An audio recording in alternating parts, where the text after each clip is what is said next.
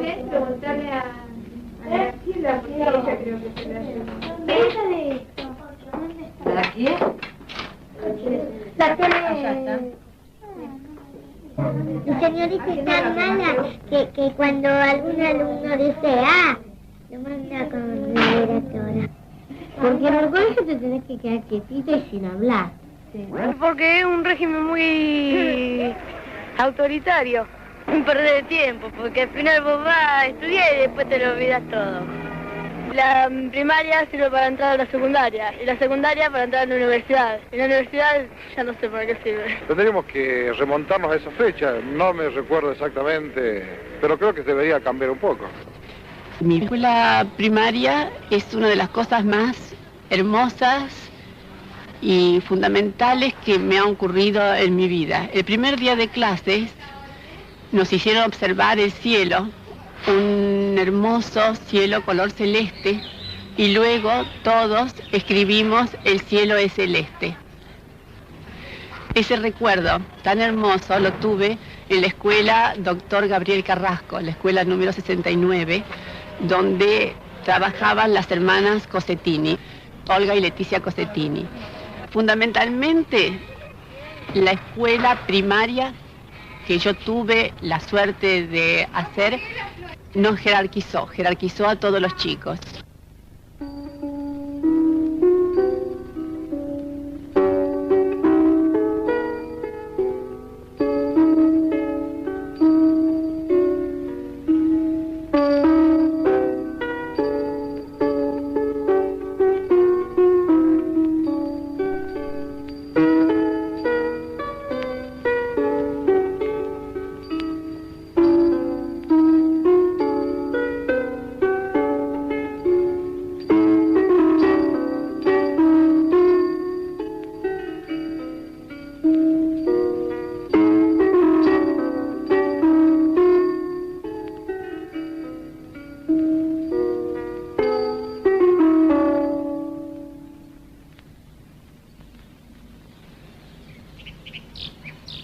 Observar la naturaleza, gozar con un cielo, ver la forma de las nubes, observar un follaje de un árbol, escuchar el canto de un pájaro.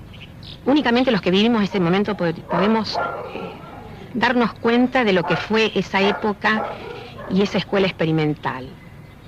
Fue una escuela sin filas y sin campanas. Nosotros no conocimos la formación en filas, ni escuchábamos el tañido de la campana, ni el sonido de ningún timbre estridente. En las vidas de todas las personas hay influencias totalmente decisivas, ¿no? Y la influencia de mi escuela primaria tiene ese carácter en mi vida, ha sido una cosa extraordinaria, una cosa realmente extraordinaria. Me dio cosas que mi casa jamás habría podido darme. Una fruición de la vida, una satisfacción de aprender, de descubrir. Nosotros sentíamos que la música sonaba en el patio y ya sabíamos que era hora de poder salir al recreo.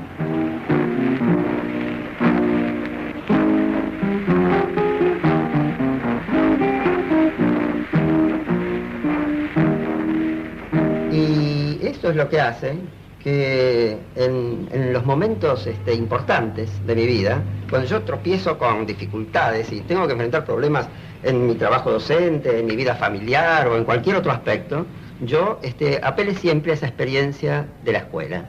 Siempre encuentro ahí como respuestas no verbales, pero impulsos, definiciones, sostén. Cuando Olga llega al Verdi en 1935, Alberdi era un barrio de Rosario con un encanto poético y bucólico, acaso diría, con caminos pavimentados, caminos de tierra, frondas salvajes en los barrancos y por supuesto el encanto del río y de las islas. Aquí del barrio había una escuela importante, que era la escuela Dr. Gabriel Carrasco. estaba vacante entonces, y los consejos escolares que regían la educación entonces la nombran directora de esta escuela después del ensayo educacional importante que había realizado con la profesora Amanda Arias en la Escuela Normal de Rafaela. Olga llega a la escuela con esa pasión, con ese deseo inmenso de conectarse con la gente y con el barrio, y se encuentra ahí con un grupo de maestros que ya trabajaban, por supuesto, en esa escuela. El gran prodigio inicial de Olga fue conseguir lentamente, poco a poco, que esos maestros comprendieran sus postulados de la educación, se hicieran sensibles a las ideas que ella aspiraba a aplicar dentro de las experiencias en la escuela. Salimos de los bancos en hilera para reunirnos alrededor de las mesas de trabajo. De una disciplina rígida, dirigida, pasamos a una, digamos, autodisciplina nacida del interior del niño hacia afuera. Los planes de enseñanza eran los planes del Estado, pero vivificados diría yo, permanentemente, por una experiencia con la vida circundante, con la gente, con las circunstancias, de manera que barrio, paisaje, escuela convivían en una armoniosa fraternidad. Ahora, yo cuarto grado me costó mucho trabajo cuando yo entré en cuarto grado con la señorita Leticia, porque venía de una escuela de centro, una escuela provincial, común, pero como se enseñaba acá en esta escuela era todo diferente en el sentido del sistema de enseñanza. Nosotros acá hacíamos laboratorio que yo no lo había visto en todas las escuelas del centro, que era laboratorio. Nosotros acá inclusive plantas, bichos, insectos, todo, analizamos en el laboratorio. Teníamos recorrida inclusive una vez semanal con la señorita Leticia a recoger inclusive plantas o con flores o sin flores que fueran extrañas para saber de cómo provenía, cómo eran. Prácticamente todos los días salíamos de excursión, lo cual era muy criticado a veces, es uno de los recuerdos que yo tengo, muy criticado por la gente que decía, ay, qué manera de perder el tiempo, cuántos salen, en lugar de estar aprendiendo matemáticas o de dando clases de ciencias o de lenguaje, están paseando. Y nosotros aprendíamos matemáticas, ciencias naturales, demás, a través de esos paseos. Desde la medición que hacíamos del tiempo, por ejemplo, del recorrido que habíamos hecho, de las cuadras, de los kilómetros, de los metros que habíamos recorrido, de ir y sentarnos en la plaza y ver, por ejemplo, bueno, las formas geométricas de los canteros, y entonces decir, bueno, vamos a calcular las superficies, vamos a calcular el volumen de agua que contiene esa fuente, y al mismo tiempo que hacíamos todo ese aprendizaje y toda esa aplicación matemática de la cosa, descubríamos en ese mismo lugar la belleza de los rosales que acababan de florecer, o la hermosura de los colores de las hojas en otoño que estaban cubriendo el suelo. O, pasando a otro género, a los propios habitantes que tenían sus personajes interesantes. Podía ser el albañil que construye una casa, el carpintero que trabaja en su taller, podía ser el viejo poblador que conocía todos los avatares del crecimiento de la pequeña ciudad. a quienes los niños entrevistaban. Viendo el hermoso día con sol, salimos a visitar a don Pablo, un humilde chacarero que vive en las proximidades de nuestro barrio. Hace ya muchos años que dejé mi tierra, 32 que me embarqué en el puerto de Ancona sobre el Adriático. Me establecí entonces en un pueblito de la provincia de Santa Fe, Alcorta. Trabajé mucho, dice don Pablo recordando sus primeros años en este país, y agrega: allá tenía 120 hectáreas de terreno. ¿Y por qué salió de Alcorta, don Pablo?, le preguntamos. Los años fueron viniendo malos, y entonces, en 1930, una ola de miseria invadió el país, y la crisis se hizo sentir más en la campaña, llegando a las casas humildes de nosotros los chacareros. Después de 20 años de lucha y de trabajo, veíamos nuestra triste situación y tuvimos que salir de Alcorta. Ya no podíamos hacer frente a una situación así. Otra cosa que le recordaba de la escuela eran los conciertos de música que se hacían una vez por semana. Una semana tocaba música de Bach, de Beethoven o Mozart, todo compositores célebres.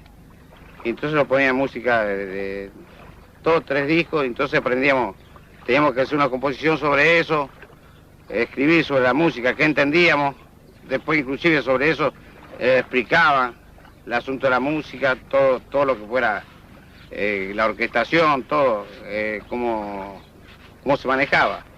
Entonces ahí empezó a aprender lo que era música, no bochinche, no música en sí.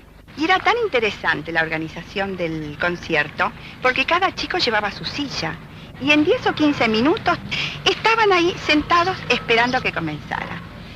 Y siempre a la cabeza, como de costumbre, Olga, que nos explicaba, nos daba la biografía de los autores, hacía las diferencias entre los sonidos, entre las partes así más importantes de la obra.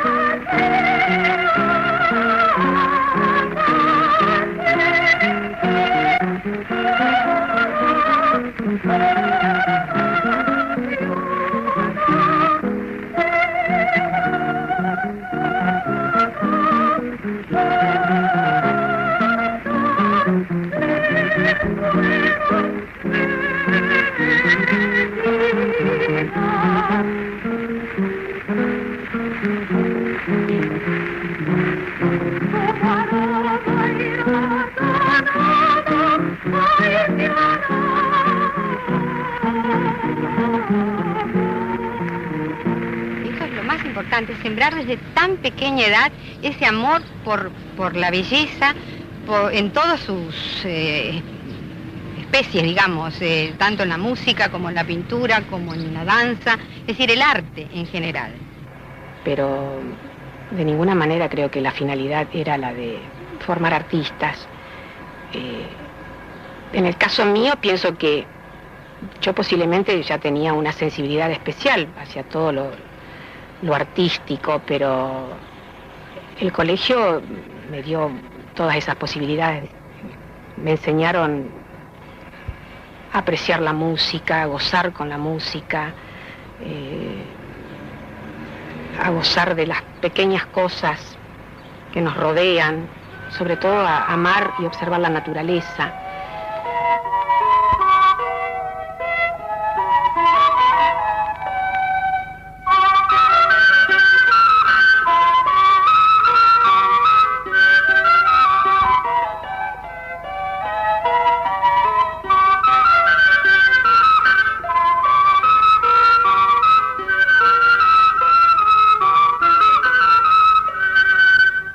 Desde que iniciaba el niño la escuela, se le ponía en las manos el uso de la acuarela. Entonces, la mancha elemental de pronto adquiría forma y sentido. Y a medida que pasaban los tiempos y la madurez del niño se acentuaba naturalmente con esas observaciones, la riqueza de los medios expresivos se hacía cada vez más evidente. Por tanto, no debe asombrar que sus cuadernos fuesen todos diferentes, porque respondían a una manera personal de observar y de ver. Así eran los mapas.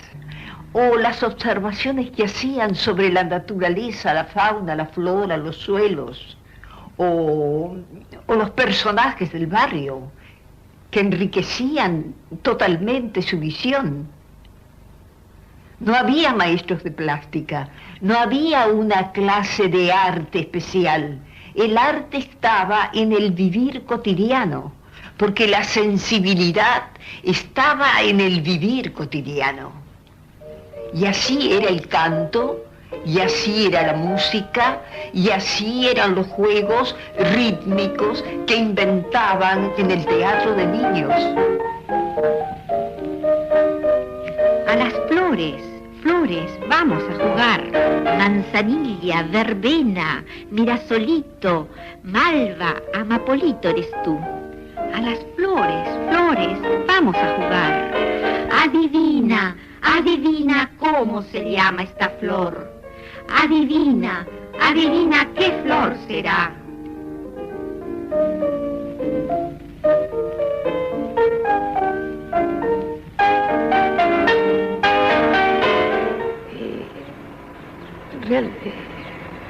No sé cómo expresarlo, realmente fue un permanente goce de toda esa manifestación artística. Ahora, sería limitar la obra de la escuela si se creyera que únicamente se refería a esta expresión plástica derivada en distintos caminos, en distintos senderos. Había también una formación solidaria con el medio, con el pueblo, con la gente, a través de las misiones culturales que los niños realizaban a los barrios, llevando temas que pudiesen interesar a sectores un poco postergados de la sociedad y de la vida. El agua, los insectos dañinos, ciertas precauciones que había que tener para decantar el agua, para evitar epidemias. En este trabajo explicaré otro experimento que hicimos. Lo concluimos de la siguiente manera. Hemos dibujado en una cartulina, de un lado una jaula y del otro un pajarito, y al hacerlo girar, por ilusión óptica, veremos entrar el pajarito en la jaula. Pasa lo mismo en el cinematógrafo, que hay una buena parte de la misma escena repetida, pero con distintos movimientos, y al pasar rápido por la máquina, se ve un solo movimiento. De este modo, ríen, cantan, se mueven los protagonistas. ¡Qué primor de rebaños! Lo que es a mí, me chalan las ovejitas. ¿Dónde habrá ido ese hombre desnortado? Pues si tarda siquiera 2 minutos más, como yo sola, que me basto y me sobro. Con la comida tan rica que he preparado, las patatas de la sierra, 2 pimientos verdes, pan blanco, un poquito magro de tocino y arrope con calabaza y cáscara de limón por encima. Porque lo que es cuidarlo, lo estoy cuidando a mano. La muñeca de goma. Por más que saltó, nunca sintió cansancio. Su cuerpecito de goma nunca se vio agobiado. Su caja sonora que se oprimía parecía el canto de un pájaro. Pero qué cosa más extraña esta muñeca. Se ha de haber tragado un pájaro. Cuántas cosas uno cree cuando pequeño. Hasta la muñeca tiene corazón de pájaro. Al releer este poema, vienen a mi recuerdo las vivencias que tuve en la escuela, la señorita Olga. Cada alumno encontraba su manera de expresarse. Yo, por ejemplo, me costaba mucho expresarme oralmente por ser muy tímida, pero podía escribir cosas lindas. Otros dibujando, otros haciendo trabajos en semilla, otros cantando. ¿Por qué brilla la luna? Porque a la luna jugamos. ¿Por qué ya no brilla más? Porque a la luna dejamos. ¿Por qué la luna se duerme? Porque se duermen los pájaros. ¿Por qué brilla la luna? Porque a la luna jugamos. ¿Por qué ya no brilla más? Porque a la luna dejamos.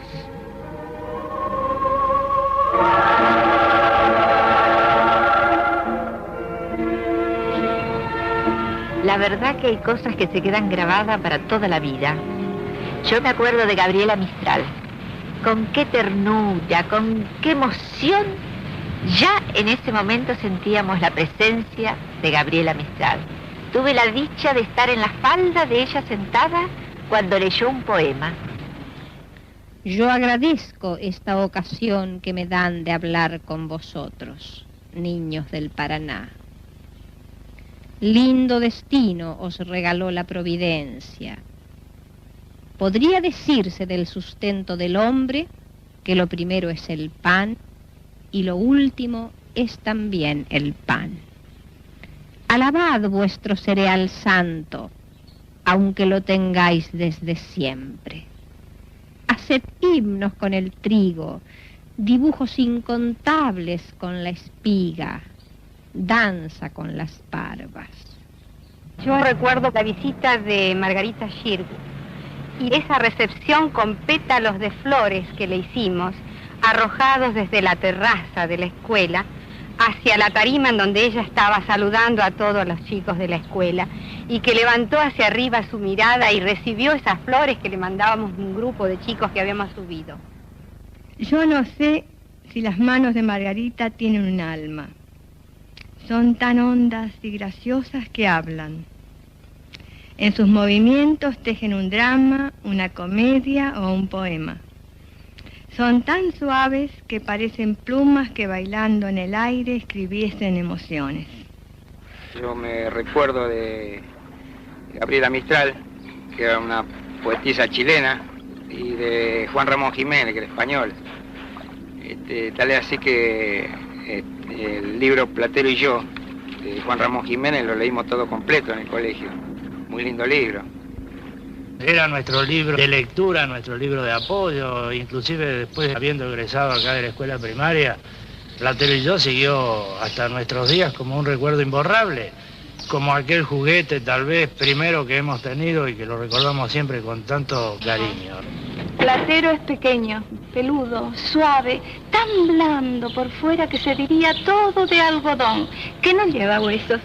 Solo los espejos de azabache de sus ojos brillan cual dos escarabajos de cristal negro. Lo llamo dulcemente, Platero, y viene hacia mí con un trotecillo alegre que parece que se ríe. Y acaricia la florecilla celeste. Lo dejo suelto y se va al prado. Y acaricia suavemente con su hocico las florecillas rosas celestes se igualan. Lo llamo dulcemente Platero y viene a mí trotando con un trotecillo. De que parece que se ríe. Así que el hecho de que viniera Juan Ramón Jiménez, si bien fue una visita de un notable, para nosotros fue una cosa natural. Yo lo que retengo de él es la personalidad.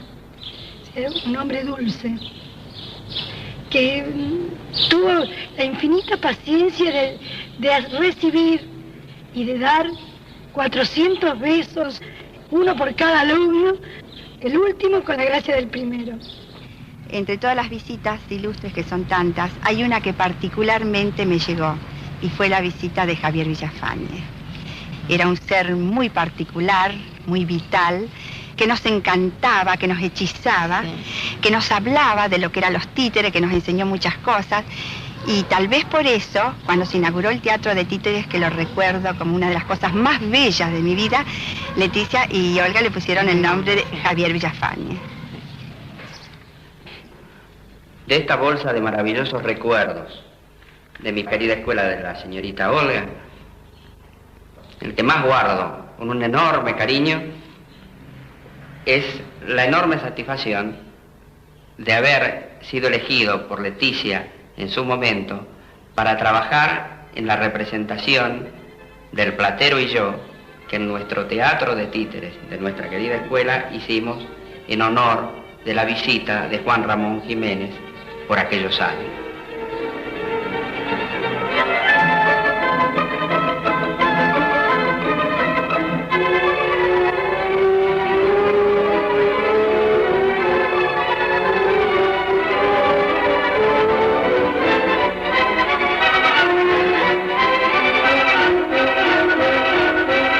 Qué maravillante armonía de color, sonido y ritmo, sobre qué fondos de primorosa estilización de colores y luces. Ni podíamos pestañear ante el movimiento encantador de aquellos títeres de estilo incomparable.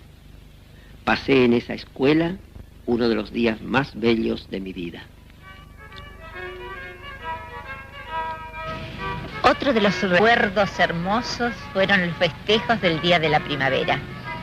Jugábamos con unas cañas que tenían en un extremo unos papeles de color. Entonces nosotros hacíamos juegos de rondas y pasábamos entre medio de los pilares del corredor de la escuela, de la galería, y jugábamos al compás de la música, y después hacíamos el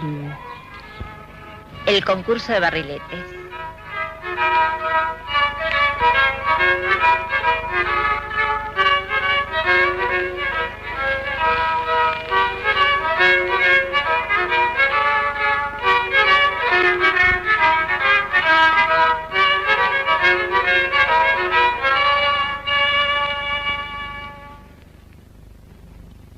El centro cooperativo fue un organismo interno de la escuela de muchísima importancia. Los directivos del centro cooperativo eran elegidos entre los alumnos de los grados. Cada grado elegía a sus candidatos, se armaban listas de candidatos y entonces cada una de las listas empezaba a trabajar preparando realmente la elección. Y ahora recuerdo con un poco de gracia que yo misma me hacía los carteles para la propaganda. En casa siempre decían, pero ¿cómo te haces bote fulana de tal? Que era yo misma. Y yo sí, con letras de molde hacía los carteles que después pegábamos en las arcadas del patio o tirábamos papelitos con la propaganda desde la terraza. Mi padre me acompañó al Correo Central y en esa época había allí un sistema, había una cabina instalada en el hall y uno podía grabar una plaquita muy flexible, un disco pequeñito, que se llamaba fonopostal, creo que se llamaba fonopostal, y que estaba hecho para envíos postales precisamente, pero nosotros en lugar de enviar el disco, lo usamos para la campaña y pasamos un discurso propagandístico por los parlantes del patio de la escuela. Y si no queréis tener remordimiento, votad lista Sarmiento. Y el día que se había decidido que las elecciones se iban a efectuar, ya se armaban las distintas mesas, se preparaban los cuartos oscuros, se preparaban las urnas, con el control de los padrones, de los alumnos y demás. Había presidente de mesa, fiscales y demás que controlaban. Todo el alumnado votaba. Y cuando a determinada hora terminaba el acto eleccionario, se reunía todo el colegio en el hall central y todos los chicos sentados alrededor y en el centro se colocaban las mesas con las urnas y públicamente se hacía el escrutinio. Y mi adversario era un chico muy capaz, que todavía no me explico cómo le pude ganar. La técnica no resolvió nuestro problema. Él ganó al año siguiente, para mi tranquilidad. Ahora nos seguimos viendo y somos muy amigos y nos acordamos con mucha alegría de todos esos momentos. Cuando estos niños fueron hombres, crearon una cooperativa para ellos, cooperativa de adultos.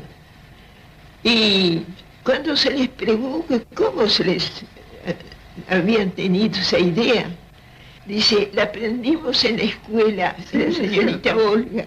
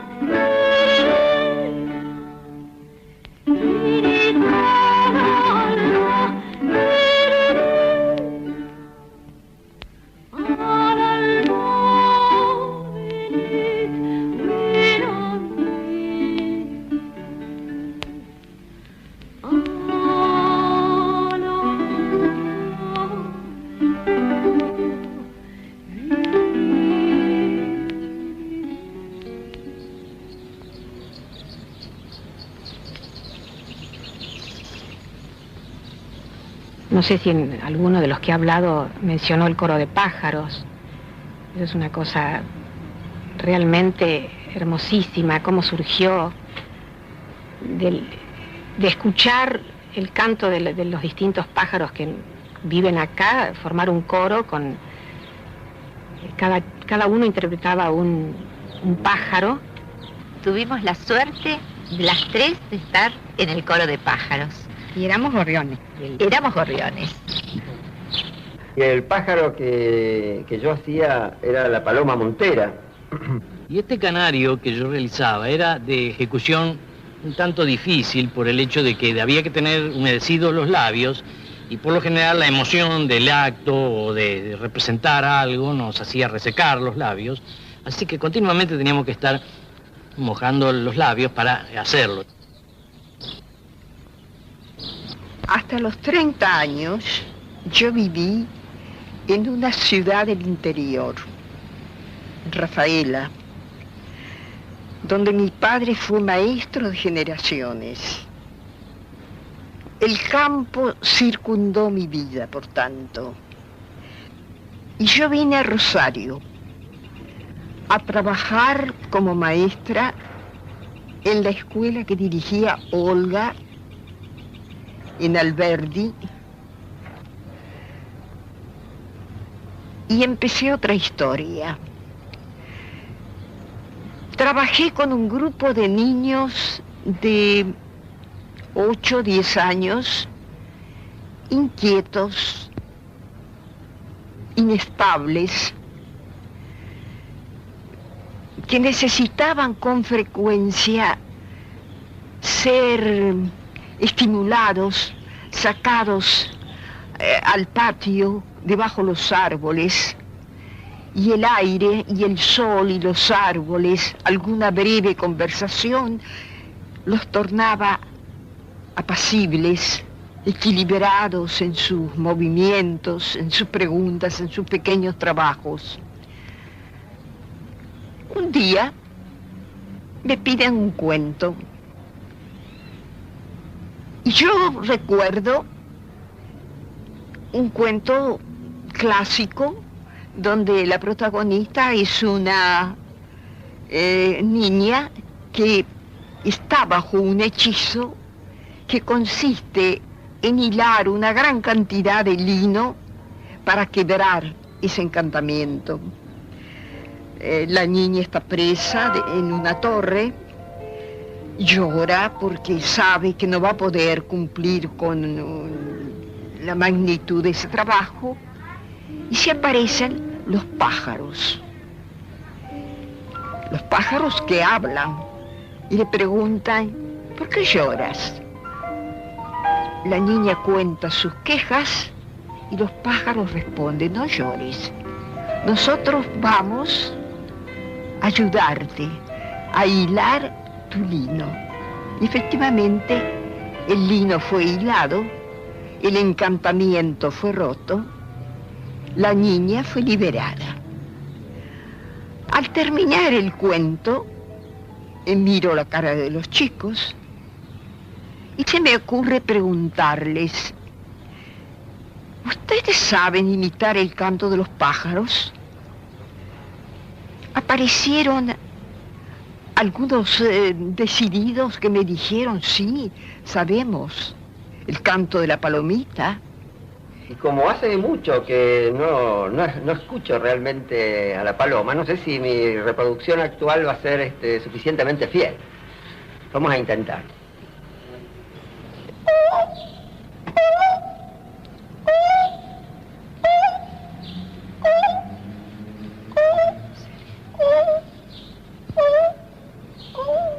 Más o menos. Pero así, humildemente, digo: bueno, si saben imitar el canto de las palomas, vamos a hacer la música de las palomas. La paloma cuando canta que está cerca, la paloma que responde cuando está lejos, los gorriones que están agrupaditos todos, listos para su piar. Yo voy a indicar con las manos. Cuando canta la paloma que está lejos, la paloma que está cerca, cuando hacen diálogo las dos y cuando entran los gorriones. Ustedes tienen que estar muy atentos. Y empezó el juego mágico así, de esa manera.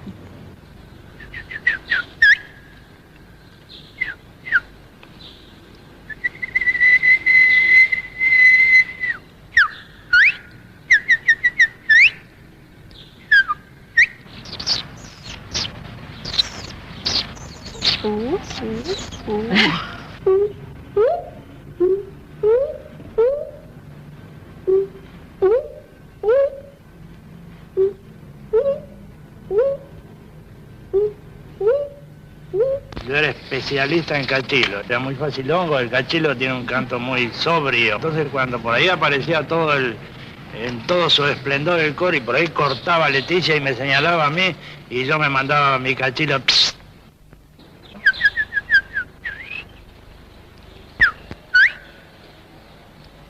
Y el cardenal le hacía fondo.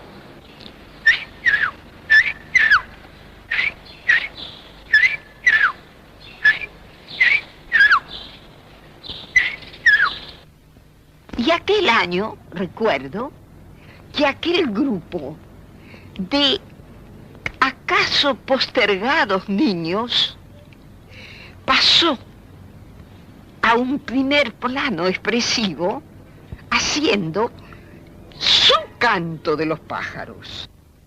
Era el venteveo, la calandria, el canario, el zorzal, el hornero, el paraguayito, la corbatita, la tacuarita, toda una cantidad de pájaros de cantos verdaderamente sutiles, delicados o estridentes, que los chicos reconocían, porque este era un paraíso virginal, donde el chico era el dueño del barranco, de las frondas, de los caminos arbolados, donde se sentían libres, de manera que incorporar el canto de un pájaro a su voz era casi, diría, una cosa natural, una cosa sensible, concedida por el paisaje y por el ámbito a la capacidad creadora o expresiva de un chico.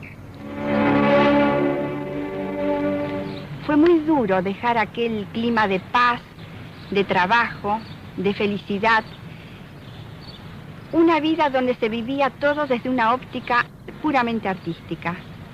Ingresar hacia una escuela secundaria tan formal como la que nos tocó en esa época vivir a todos nosotros, significó un golpe muy duro. De repente entró a tener un valor especial todo lo que era disciplina, todo lo que era rígido.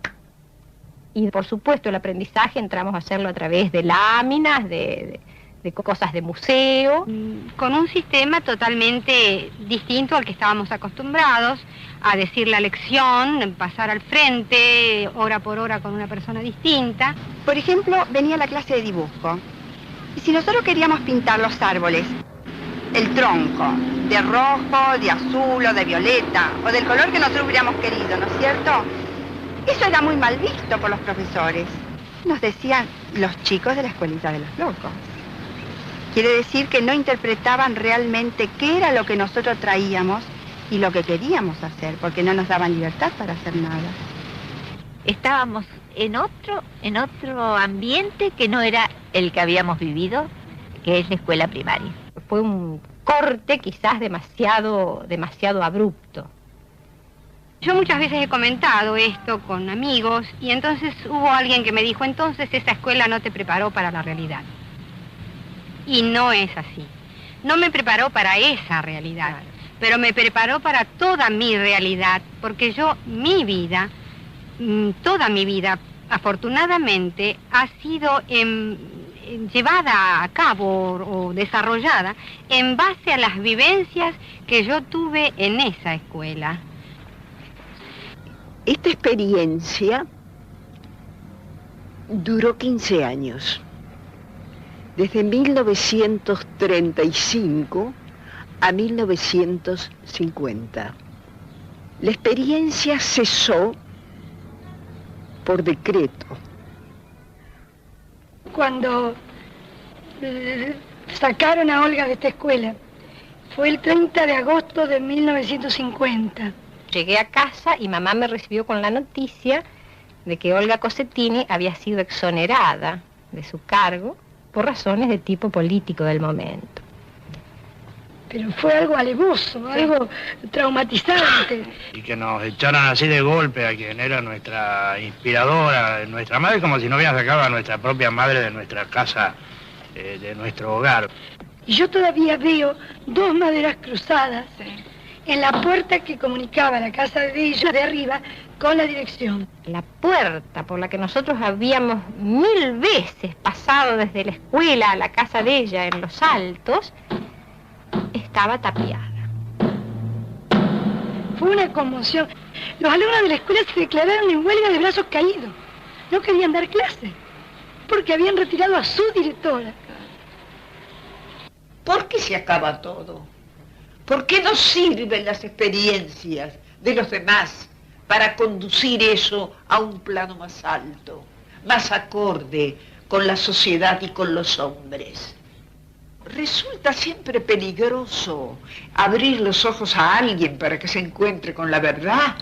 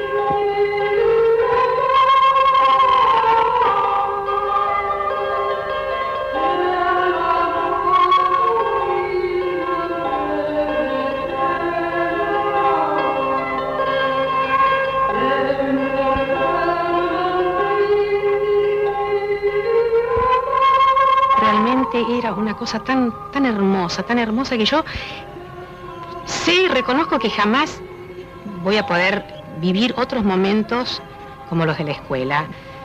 Una escuela donde éramos felices realmente.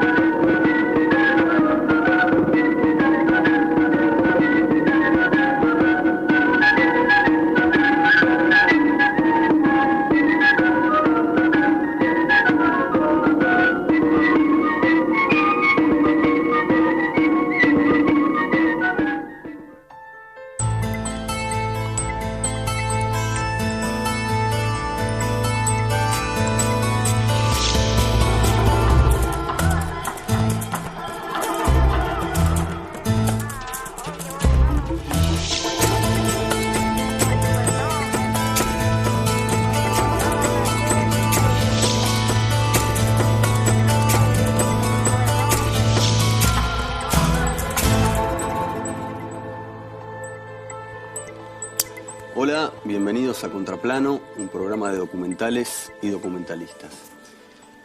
Los que tuvimos la suerte de ir al colegio, en este país que no somos todos, con seguridad recordamos una maestra, alguien que nos mostró el camino, que nos enseñó cosas.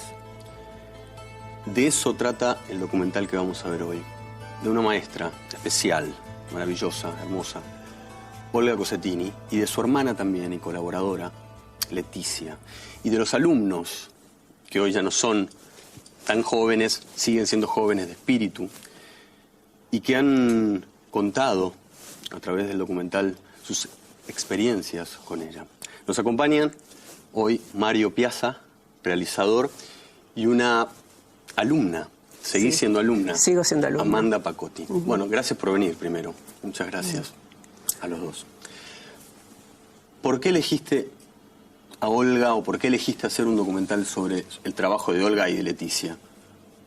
Digamos, el inicio del documental es un poco fortuito, podría decirse.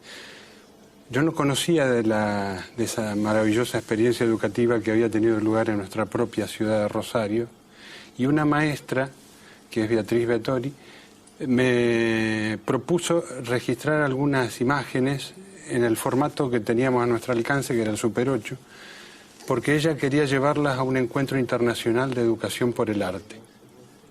Y nosotros, bueno, fuimos con nuestra camarita, hicimos ese registro, registramos esos testimonios, y quedó sembrado, digamos, aparte de cumplir con esa tarea de hacer el testimonio urgente, quedó sembrado la idea de completar un documental sobre esa maravillosa escuela. ¿Sí? Vos ibas a la escuela. Yo fui a la escuela, eso. Y cuando vos decís de los recuerdos, fíjate qué cosa, yo no tengo un recuerdo de la escuela, tengo un recuerdo de mi infancia, de mi infancia feliz, donde la escuela era lo normal, lo esperable, donde yo todas las mañanas tenía que caminar 6 cuadras para llegar a la escuela. Era realmente la prolongación de mi vida. Entonces era llegar a un lugar donde era recibida con una sonrisa, donde había música, donde los chicos nos podíamos reír, donde participábamos de verdad, no el como sí, que es tan común. Sí. Yo no soy una verdadera alumna, digamos, de su riñón, porque en 1950, cuando cesa la experiencia, yo estaba en 2º grado. Tuve la suerte de que, si bien fue cruel y traumático el sacar a Olga de la escuela, vino un director que no asumió el papel de destructor de la obra. Continuó se fue destruyendo poco a poco, se fue destruyendo, ¿no es cierto?, por el paso del tiempo, la fue chupando el sistema. Pero yo tuve la suerte de llegar hasta el 6º grado con maestras formadas por ella. A ustedes, como alumnos, perdón, los atrajo la idea, los sedujo la idea de realizar un documental. ¿Por qué? Mira, yo voy a completar un poco la idea de Mario, porque gracias a Beatriz Vettori, la profesora de arte de Rosario, pero ella, la idea le surge, hubo un encuentro en ese momento, el primero quizás de la historia posterior, de educadores por el arte. En esa época se hablaba de educación a través del arte. Se hizo un encuentro muy grande en Rosario y varias escuelas que llevábamos ponencia aparecimos con el nombre de Olga Cosentini. Cada vez que se nombró Olga Cosentini, el auditorio, que había unas 1.200 personas, aplaudía. Entonces Beatriz tuvo la fineza, la lectura de decir: acá esa escuela no murió, esa escuela sigue, que es lo que siempre decía Leticia. A la escuela no la mataron, no murió con el cese de Olga, sino que siguió viva, siguió latente. Están ustedes, digo, que son una continuidad y somos de sus muchos, palabras y de su manera de ver la vida. Los alumnos de esa escuela son hoy la memoria viva de esa escuela. Y a muchos de los espectadores que han tenido la película les ha maravillado la vivacidad de esos recuerdos. Ellos dicen: yo no me acuerdo de esa forma de mi escuela primaria, con un recuerdo tan nítido, por decirlo así.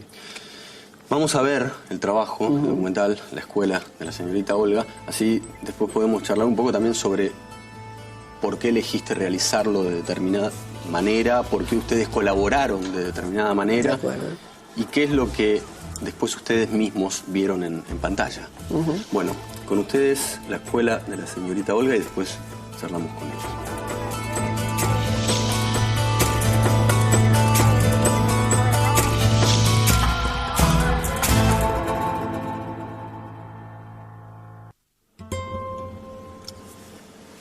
Acabamos de ver la escuela de la señorita Olga, de Mario Piazza. Nos acompaña también Amanda Pacotti, alumna, como vieron en el trabajo que acabamos de ver y que nos maravilló seguramente a todos.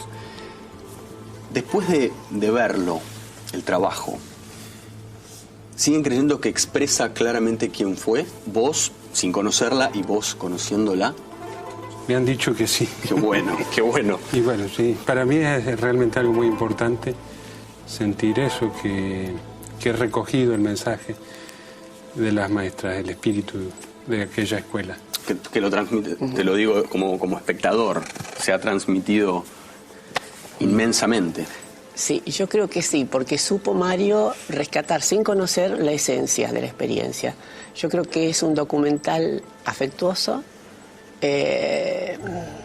calmo, como ella pretendía que fuese la vida en la escuela, y motivador, sobre todo el cierre, ¿no? Cuando esta Leticia espléndida se pregunta por qué la experiencia no se repite, siendo que es una cosa sencilla. Hermosa mujer. Hermosa, seductora, hermosa mujer. Y muy comprometida, ¿no? con su idea. ¿Cómo consiguieron el material de archivo? ¿No? Porque hay imágenes de 70 años atrás, 60 años atrás. Es cierto que estaban medio traspapelados, medio extraviados, y de pronto aparecieron. Lo maravilloso es que ha habido gente en aquel entonces que sabía que esa era una experiencia importante, amigos de las maestras, en particular el arquitecto Hilarión Hernández Larguía, que contrató el camarógrafo para retratar algunos aspectos de esa escuela. Cuando a Olga la sacan de la escuela, el 27 de agosto de 1950, es realmente una invasión. Se tira material que había en ese momento en la escuela. Pero Olga, como no era la primera vez que ya sabía que iba a tener quizás un problema de ese tipo, había sacado algún material que es importante. Son 172 cuadernos de chicos, están diarios de los maestros y unos bellísimos cartones pintados por los alumnos. Ella eso lo guardó en su dormitorio en cajas de cartón, que tuvimos la suerte con Mario de ir abriendo. El día que muere Olga, el 24 de mayo, la velan en su casa y Leticia muestra esas cajas, que un poco eran conocidas por un círculo muy íntimo.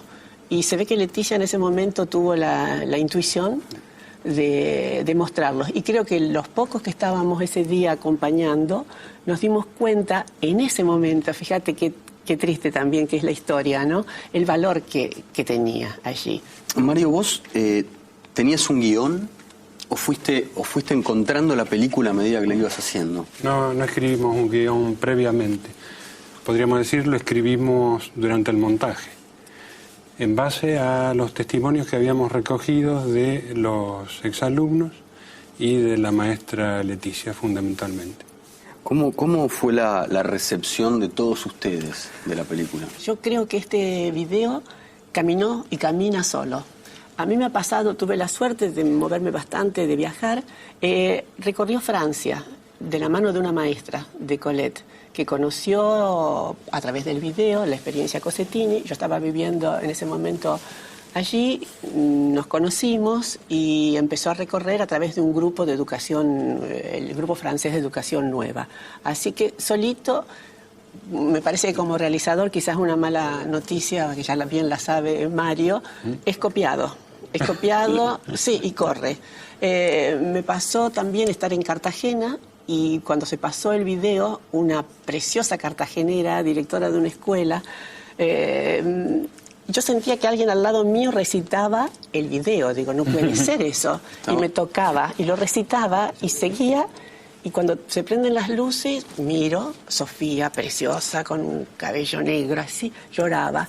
Y dice, yo no puedo, vos sabés que ese es mi material. Yo tengo una escuela, soy directora de una escuela de gestión así comunitaria, soy profesora en el profesorado, y este video yo lo fracciono y se lo voy dando a mis alumnos poquito a poquito durante todo el año. O sea que el video también enseña, digo, que claro, es de alguna manera continuar la obra de Olga. Lo que yo te contaba también ahora de esta gente, de estos maestros jovencitos, chicas y chicos, que han tomado la antorcha gracias al video, que lo han encontrado de la manera más extraña, porque una que lo llevaba siempre en su valija, que quizás vos conozcas de nombre a Patricia Stockoe, que lamentablemente ha muerto, sigue Débora Kalmar, sigue trabajando, y dice que su mamá le dijo, cuando Débora comenzó a dar clases en Barcelona, Patricia le dice a Débora, cuando vayas de viaje, cuando vayas a tus cursos, lo primero que tenés que poner es el video.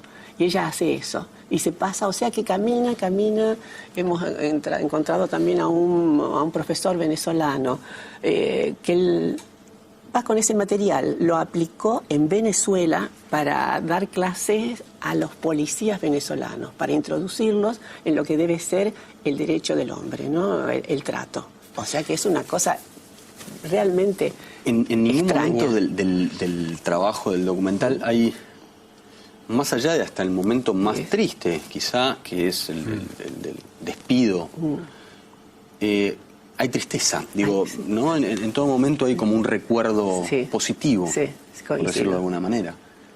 Porque yo creo que ellas tuvieron muy claro que la experiencia fue Olga y luego Leticia siempre decía, atención, incluso lo retaban a Mario muchas veces, pues decía, basta Mario, basta, a otro video ahora. Nosotros nosotros hicimos y dijimos todo lo que teníamos que decir y hacer. Ahora ustedes. O sea que también dirigieron un poco. Sí. ¿Y aceptabas eso como director? No, como que te dijeran, bueno, basta, hasta acá.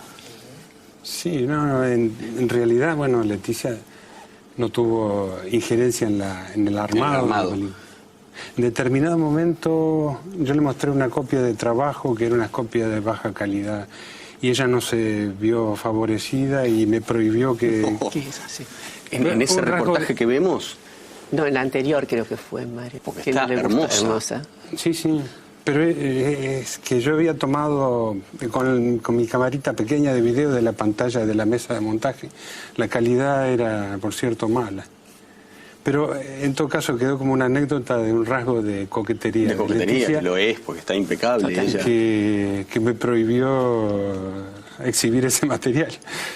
Pero después, cuando vio las copias definitivas y cuando vio la respuesta de la gente, cambió de parecer, por suerte. Una cosa importante que Mario rescató y que también vos lo estás diciendo permanentemente, maestra. Ellas no querían, no aceptaban ser llamadas de otra manera que no fuese maestra. Ellas decían, maestra con mayúscula tenemos que ser todas. Maestra, maestro, ¿no? Realmente de asumir lo que debe ser un maestro ante la vida. Y yo rescato tanto el esfuerzo de Beatriz Vettori, que fue la que tuvo la idea, al darse cuenta que era necesario todo ese material, no perderlo. Y el trabajo que hizo Mario, que logró realmente hablarle a todo el público y que eso nos ha permitido poder ir recuperando ese tejido. ¿Cómo está la escuela hoy? Por suerte recuperó el pasado. Hace pocos años, antes de morir Leticia, se festejaron los 100 años de Leticia con una gran fiesta en la escuela de alumnos, padres, maestros.